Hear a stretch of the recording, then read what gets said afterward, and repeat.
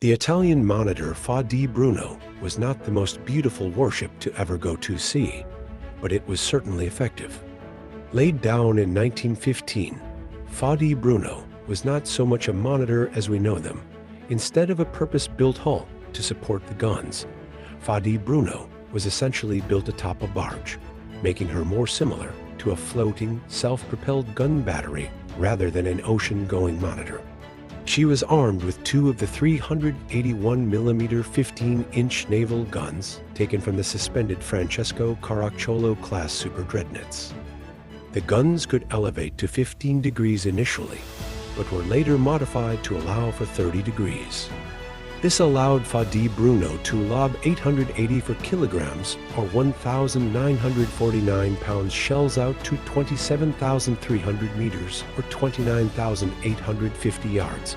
She was also armed with four 76.2mm guns and two smaller 40mm guns to provide anti-aircraft protection. The guns were carried on a hull that displaced almost 2,900 long tons, as previously mentioned.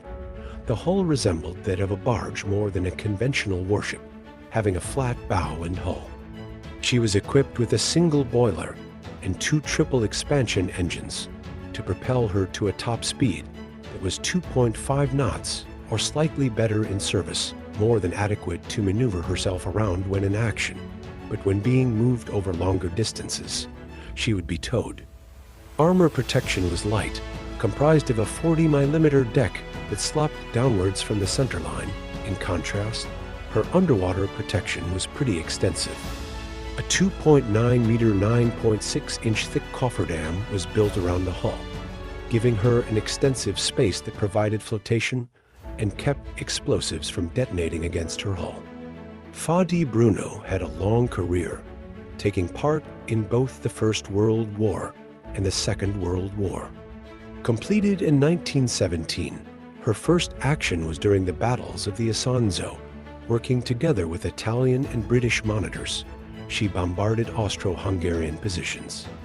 In November of 1917, she was blown ashore in a store and left there for a year before she could be salvaged.